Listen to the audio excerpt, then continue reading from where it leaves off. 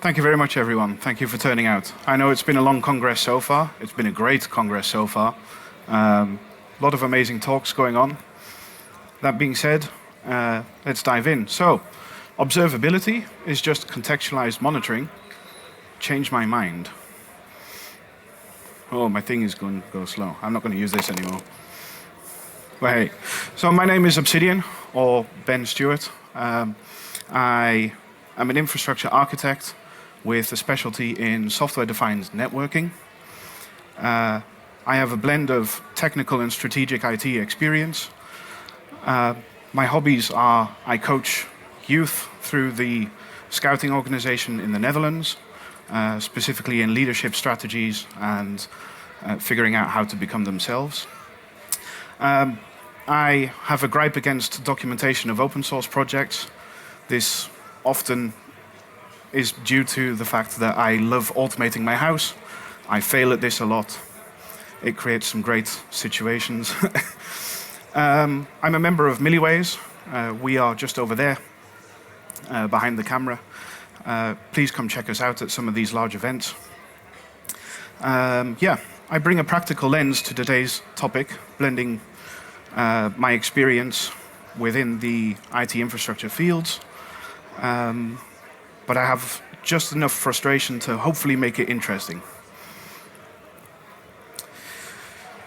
So, observability is just contextualized monitoring. Within the field of IT infrastructure, we are very, very tool-centric. But I'm getting ahead of myself. I will be storytelling, hopefully a lot of this through relatable imagery. The really important stuff is up there on the slides. You can probably tell I'm likely reading this from my own screen. Yes, you can have the slides. I believe they are already available. This topic isn't new. It's actually several decades old. It's not even a technical topic per se. We can learn a lot from our peers and from our friends from software engineering and software development. So I get the feeling that tools are being overhyped a lot from the people that should be trusted sources for our information. However, you likely already have a lot of the right ingredients, and hopefully after today's talk, you'll come away feeling a little more comfortable on how to utilize these properly. Let's unpack what I mean by that. But first, what do I actually mean when I say it's just contextualized monitoring? So there are three pillars to observability. There are metrics, traces, and logs. Observability is a measure of how well you can infer the internal state of a system from the knowledge of its external outputs. These are some of the external outputs: metrics, traces, and logs.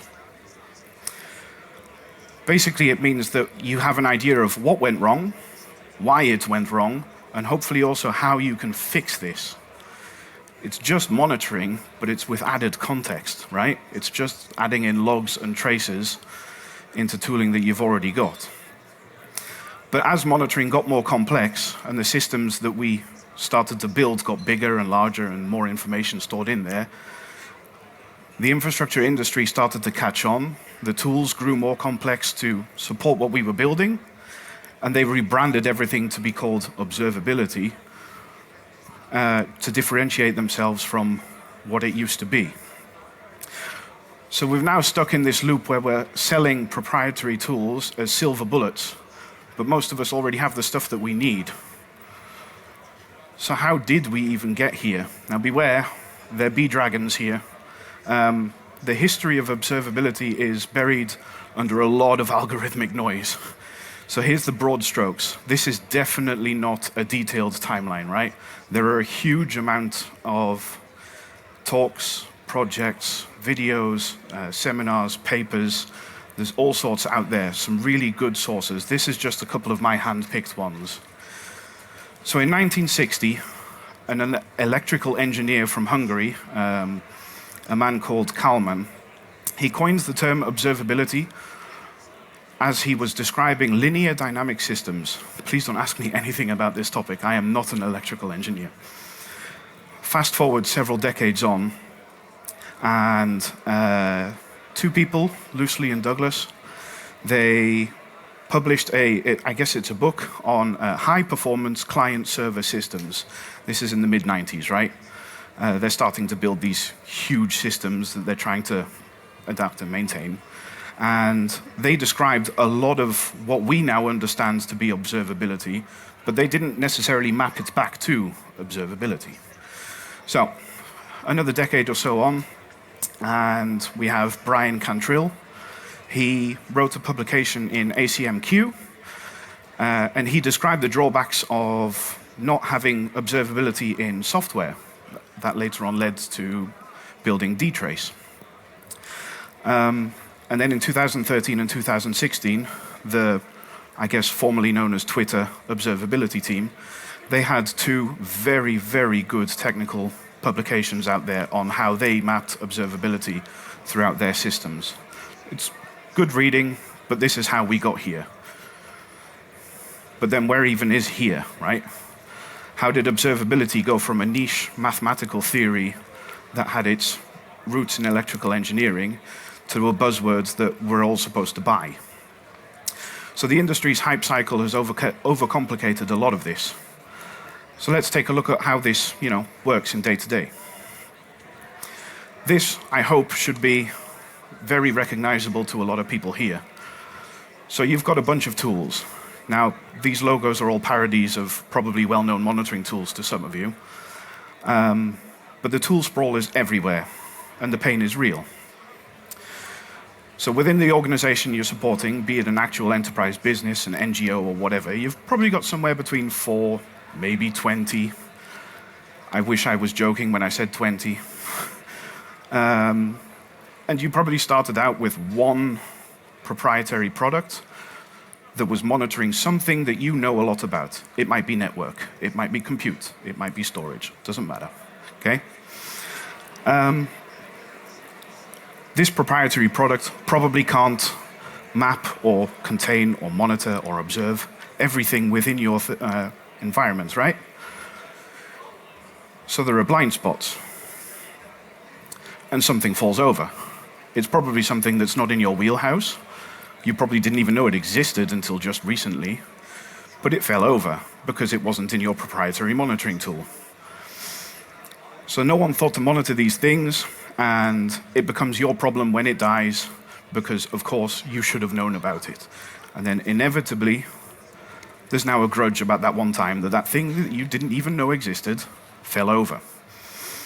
So we have this plethora of tooling out there, and something falls through the cracks, and then we got transitioned into like a flawed decision-making process. Because it's the people that we support that then gather their non-technical peers around them, and they then look to fintech news outlets, research bureaus, and their own non-technical peers, because heaven forbid that they actually listen to the organization that works with this on a day-to-day basis, right? I mean, why trust the people managing your infrastructure daily when you can spend your entire budget on research consultancy buzzwords? So, they go out to these things, and then they produce a bunch of graphs. Is there anyone here that knows at least one of these? Hands? Yeah, I thought so. So, if you haven't seen one of these, the aim of the game here is you make a list of requirements and nice-to-haves. So you're looking for a tool to do the thing, right? All of them can probably do the same things, they just use different words to describe all of this. You want to get in the top right. That's where the really good stuff is, right? So, you follow this weird method that has a mnemonic name that belongs to a capital city of a country I won't mention. And you want to pick something in that top right, but then you get procurement involved, and it's their job to look at your requirements and nice-to-haves and say, that's too expensive. What about the one on the right? It's still a red car. It's still got 4 wheels. You can still put a bunch of people in the back. It'll do the same. I don't know if everyone understands cars, so I also put music instruments and games consoles there, right? But you get the idea. So you go through this whole process, and you figure out this tool that you want to have. Well, now you've got all of those tools that you used to have, plus another tool. What solution have we just arrived at? Not much. So what are we supposed to even do? How do we break this cycle? Because just adding another tool into our toolkit doesn't necessarily mean that we are supporting our organizations any better than we used to be doing. Who says that we can add the stuff that we didn't know about into the new tool? And then what happens with the stuff that we still don't know about when that falls over and breaks? We need to shift our mindset, right? I said this isn't a technical issue. So the solution is stop buying tools, right? Simples. You need to think about how you're using your current tools, and you need to think about why you're using your current tools. And once you've got down to that, you need to consolidate. Put everything together as much as possible, because the more you know in one place, the more observable your environment becomes. So get all of your telemetry, get all of your metrics, your logs, your traces, put them all into that one place, because it's the context in this one place that matters. So let's look at dashboards. Everyone's got them. This is just a random example that I pulled. From my experience, I think it's a network dashboard. It says something about network bandwidth. I'm not sure what bandwidth it's trying to visualize here. I'm not sure what they think is accurate, whether we are monitoring network bandwidth of a specific port, a device. Stop monitoring for the sake of monitoring. Stop monitoring the stuff that matters to you and go out in the world and touch grass. Because with stuff like this, you're going to have an alarm that's set up to alert for maybe a device falls out. But is that really the thing that you want to do? Because alarms for device failures are fine, but redundancy makes availability rates redundant. So let's go and touch grass. Speak with the organization that you're supporting. What's important to them? Whether you're in an NGO, an enterprise, an education, whatever, what is their core thing that makes them tick? How do they make money? How do they offer a service? How do they build a product? Start big, work down.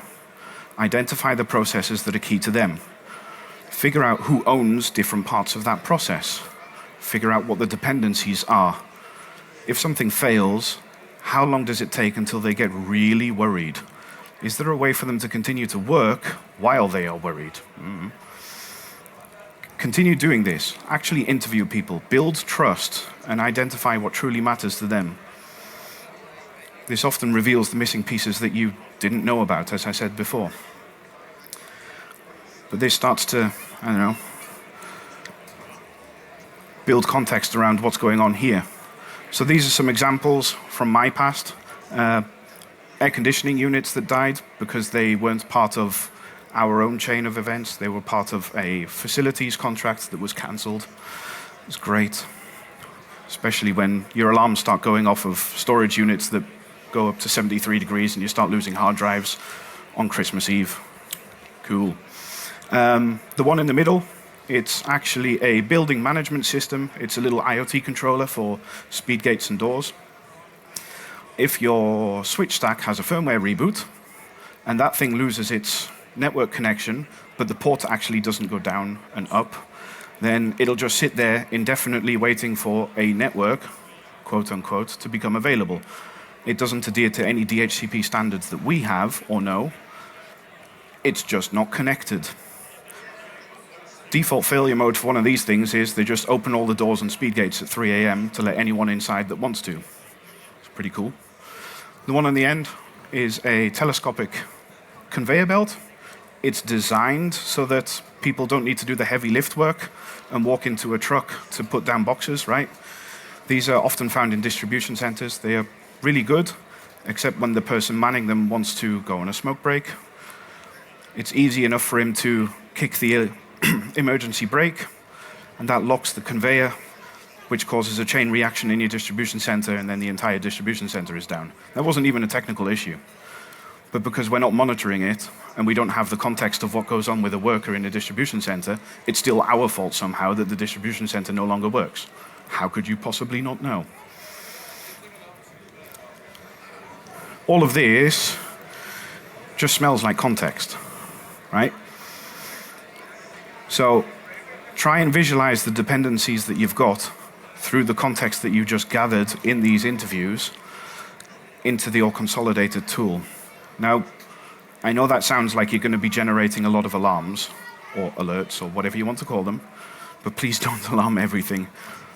The notification fatigue is real. We all have it. From social media on our phones to the inbox rules that we set up that mark as read, archive. Everyone has this in their notification chains. What's the point? Why even have alarms that do this if you're not going to respond to them in the first place? Focus on actionable alerts, right? Build alerts that match the context that you got from your interviews. Okay. So some of you will have been here to talk about free or open source software.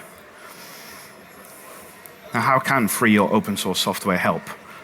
I'm not going to get into the semantics of free beer versus free speech or Libra, right? Okay. Broad strokes, again.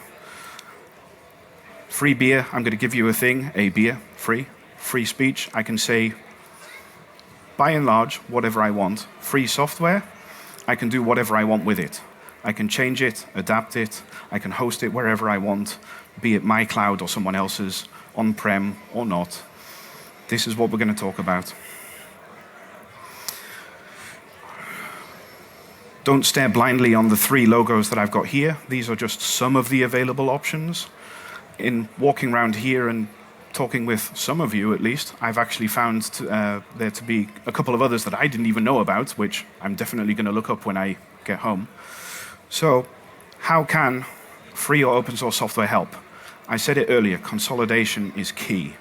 How do you consolidate products into something that's proprietary? A lot of the times you can't. So that's where these things help, right? They're vendor neutral. They have hundreds upon hundreds of integrations and whatever else available to you to put whatever you want in there. And they are very flexible, as I said. You can host them on-prem, cloud, someone else's cloud, wherever. These things will adapt to your needs. But they're not very good at data visualization. So luckily you're all Congress goers, so you all understand Grafana dashboards. There are loads of them. Grafana is great at visualization. Just use that. But please don't stop there. It gets even deeper than just consolidating everything into your singular tool. So try to work with a source of truth. Unify configuration and monitoring into one place. This isn't, again, a single magic bullet, or silver bullet, I should say, or magic fix button. This is proactive monitoring versus reactive. This saves time and effort in the end, and it's still part of your mindset shift. Oh, the dragon is back. 2 caveats here. These are just things that work well from my experience within my tool teams and my environments. And not everything on this page is as free speech as we would like. Come talk to me about that if you're really interested. So, when you start out on this journey, right, you're doing reactive monitoring. You get an alert, something fell over, it's broken, whatever. Try monitoring your current versus the target state. If you hook up a lot of your configuration beforehand into something like Netbox, for example, then your environment will already know what it's supposed to be configured as, and you can start getting alerting on the configuration changed, be it from sources outside of your control or ones within your control, or the other way around. It could start to alert when stuff isn't changing the way that you have started to configure it. So, integrate these source of truth and automation tools for consistency and further automation in your environments. And then apply the context retroactively. And that creates a truly proactive configuration. All leans into I want to define the state of my current system based on its external outputs, but now you're moving the external output to be the eventual configuration input. Observability is just contextualized monitoring, but that context comes from you, right? Don't just go out there and willy-nilly buy another tool. Don't even take my advice and instantly implement one of these open source tools. Really get out into your organization and figure out what's important to them. So the message here is that unlike what the industry giants around us are pushing to sell, it's not a product that you can buy. It's a mindset that you build. Yeah, I think that's it. The end is just a Q&A. Thank you. Thank you all for being here. Thank you, Ben, for the nice talk. We can also get some questions from the web. Use on the IRC or on Mastodon the hashtag 83c3 -hub. And in the web, do we have some questions? No questions out there. Do we have here for the Q&A session some questions? Please raise your arms. There, okay, here. Hi. When you say contextualization, that's a bit about, is this relevant information for you? What are you trying to learn from that squiggly line on the screen, right? Yes. So basically, I learned a term called information, not data. Look for information, don't look for data. Yeah. That's that point, right? Yes. Okay. And I think I can actually offer something. You mentioned the Kalman definition of observability. Yeah. I know that. It's a trait of a system, whether you can look at it or not. So can you actually learn about the internal state of a system? Right. And basically what we're trying to do here is we're pulling data out of the systems to actually be able to look at it. Right. So that's that. Lovely. Thank you for adding into this discussion. That was great. Some further questions out there? Cool. I don't see any, but... I have a question or more. Yeah, I'm interested in, you mentioned notification fatigue. Yeah. Can you a little bit elaborate on this and how to overcome it? How to overcome notification fatigue. I touched on this just a little bit. So as I said, everyone has these mail rules on their inbox, right? You probably get tens, some cases maybe even hundreds of alerts into whatever it is, alert@myorganization.whatever. A lot of people will, after a while, figure out which alerts are non-actionable, don't mean anything, or are otherwise not important. So they'll set up this mail rule that's mark as read, auto-archive, and then they'll never see these things ever again. If you just blanket that, then you're also going to start to miss alerts that are really important. So I said, build actionable alerting in your interviews with the organization where you were in. When you're figuring out what's important to them, the context, also figure out, as part of that, what's really important for me to alert on, and then set up alerting on that, and base that on the expectations that you have within your organization. Don't just immediately fire off alerts for something that might not even be working for 2 seconds, a blip. It's fine if that turns up as a warning in a dashboard somewhere, but it doesn't need to be a priority one incident with all hands on deck, right? This is going to be a different and possibly a long process for everyone, but it's part of the. It's an important part of figuring out what is important. The whole thing is about what is important to them, to what's I'm trying to support versus what I think is important. Part of that mindset shift. Cool. End of Q&A? I have to add something to the previous connection. In my site reliability engineering team, we managed that fatigue in doing two things. At the first place, when you are on call and you are getting an alert of a severity level which needs your action, which wakes you up, it's not okay to go to bed if it disappears. your role is then to find out why this trigger or why this alert was raised. And on the other side, and at our daily, we review daily the alerts of the last 24 hours, what happened, and derive a ticket for it, and which needs an outcome, solve the situation,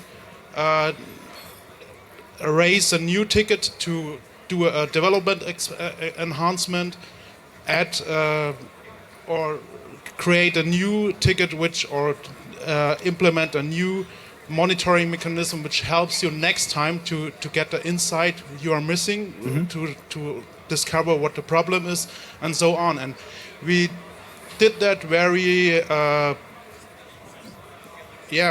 we really try to decrease the noise in the monitoring system. That was very useful.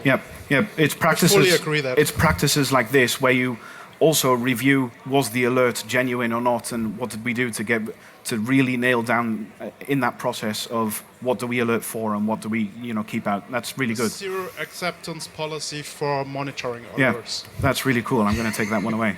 Thank you for adding in. Thank you. Oh dear, more. A further question from down there.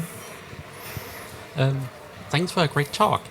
My question is, where do you see the difference between matrices and data analytics? Because let's say we have users using the system, and then you want some statistics, how much are users using the system? And like the business people kind of want some information, and some other people want other information, and like how do you make everybody happy? Okay. Wow, what a question. That's pretty cool. I'm afraid I'm going to have to give you the non-answer of I cannot immediately think on stage here about that and talk about this with you at the moment. But I want to have that discussion with you at a later time, if you don't mind. What I think this leads to is how much data are you collecting? And I want to go back to what was said earlier, what was added in from another member of the audience. I'm going to have to ask you again. Could you just yell at me what it was? Yes. Information versus data. Information versus data. Look for information, don't look for data. Yeah. So don't measure everything. Don't measure everything, but I need your contact details and we'll have a talk about that. I'm sorry. Do we have some further questions, or is okay? No hands. Maybe. Here. I think we're done. No. Maybe not directly a question, but the biggest problem is, so if it's not about infrastructure where you maybe have clear thresholds, but when it's about services, that it's often very difficult to figure out like where should your threshold be, or you cannot have a hard-coded threshold because you have some failure rate where you say, okay, this is acceptable because like it's happening, your service is working, maybe you need to investigate, but nothing critical. And at some point things just raise, or you have like normal response code and suddenly you're there at 100%. Okay, then it's obvious, but like rates are increasing. And that can also depend like on user behavior. So like if you have a service with different usage and you cannot really predict it, then that's very hard, and I think there is no proper tooling to handle that. And even like all the stuff that tries to predict it, it's creating more noise than being useful. So I see that like you also have no idea on that, but that would be something like if anyone has a good idea or already found improvement for that, it would be quite interesting. Tell me about it. So that's our biggest issue, because we're there. I'm then always like telling our devs, okay, do alerts when you know that your system is in a state where you need to act. And all the other stuff, like a change in general behavior, you should see on a dashboard where someone just should look at it and see like if something starts to be odd. because they should know their service and should know what happens and what it's supposed to do. But to get this in mind and stop them from requesting alerts for everything, that's really hard, because as soon as an incident happens, then someone comes and says, oh, like, yeah, why did you not have an alert for that? And then you again end up in a circle, just having more and more noise, and at some point you then just have to clean up. And I don't know, like, it's always something that starts then after something big happening. Yeah, you really need to be mindful of changing the mindset and stopping from falling into those pitfalls. As to where the threshold is, have you considered maybe not keeping that an internal development discussion, but figuring out what would the threshold be from business sponsor or whoever it is that you're trying to support there? They probably don't have all of the answers, but if you start in that process and work with them, you will get there in the end. Sometimes it could be even just fun figuring out, okay, how are these people using this thing in the first place? I would wish to, but the problem is more that, at least in our case, from the business side, you don't get answers on that. Like, they even don't know themselves what they are expecting. Yeah. So like they're like, yeah, can you not see that? Like, how is it used? And then get to a prediction and real like, no. Okay. Because then, like, if you have customers and then they're just like, even from weekdays, then you have a public holiday, you're in multiple markets, there could be regional differences and so on. So that's pretty hard. All right. I'm going to think about that. Thank you.